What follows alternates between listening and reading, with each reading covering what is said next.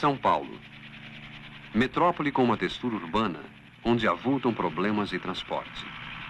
Para construir a estação Sé do metrô e abrir horizontes à urbanização do centro da cidade, foi necessário demolir o edifício Mendes Caldeira. O metrô realizou cuidadoso estudo técnico e econômico, que concluiu pela conveniência de se adotar no Brasil o processo de implosão. Oi, eu sou a Amanda.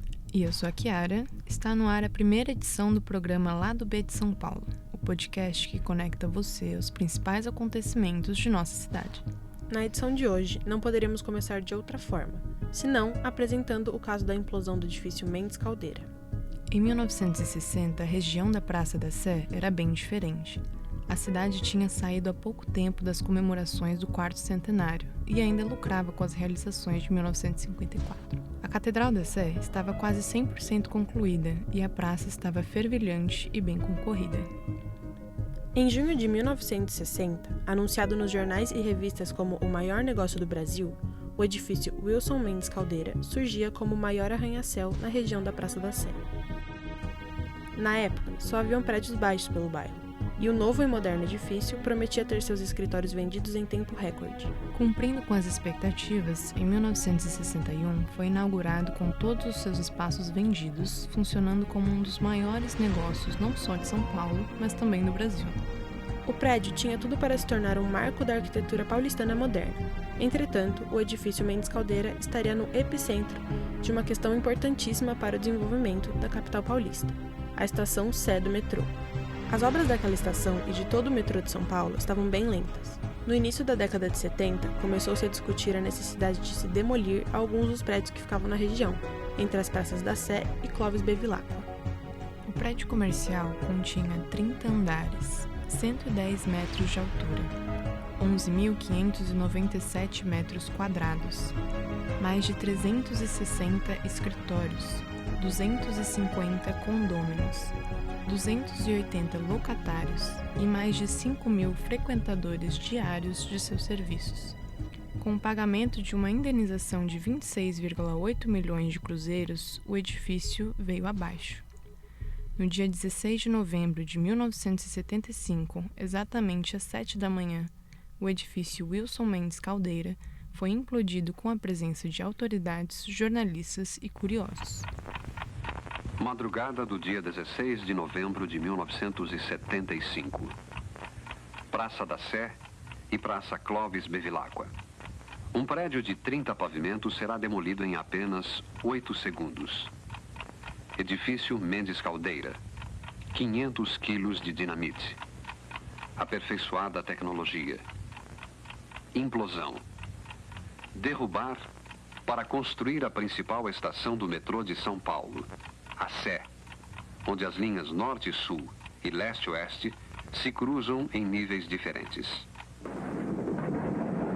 O edifício desabou em apenas 8 segundos em um trabalho que demandou 500 quilos de dinamite, 1.800 cartuchos, custando cerca de 2,7 milhões de cruzeiros, além do custo da demolição manual.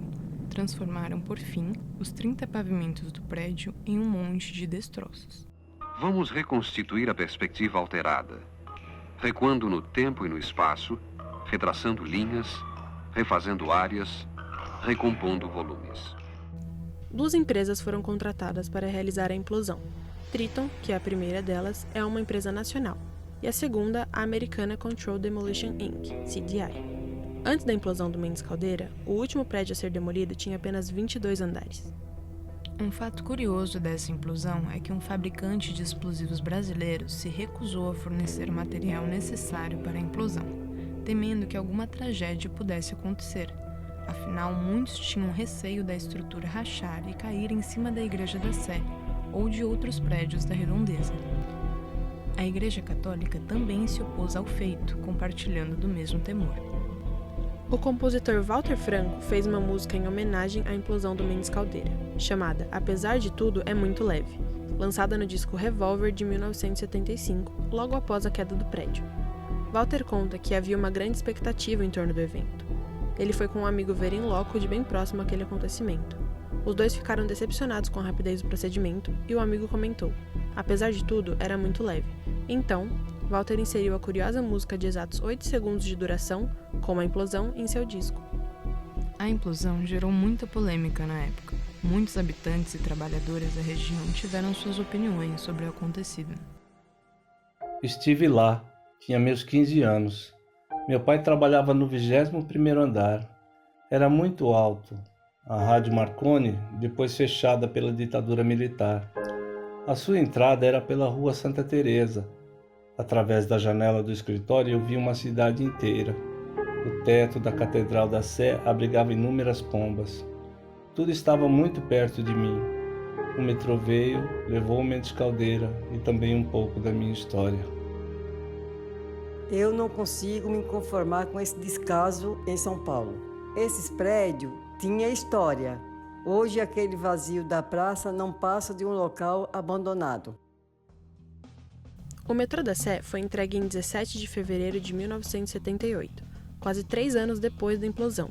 Além disso, a linha azul do metrô existia entre Jabaquara e Vila Mariana. Hoje, a Estação Sé é a estação mais movimentada da capital paulista. Não somente porque ela é uma estação central, mas porque ela faz integração com as duas principais linhas, a linha 1, azul, e a linha 3, vermelha, acolhendo em média cerca de 600 mil brasileiros por dia. Ficha técnica. Locução: Amanda Navajas e Chiara Vido. Roteiro e produção: Chiara Vido e Sofia Rodrigues. Edição: Lívia Moraes e Maitê Marinho. Na mesa de som: Isabela Rodrigues. Apoio: MBR-TV, Associação Vivo Centro e Centro Universitário Belas Artes.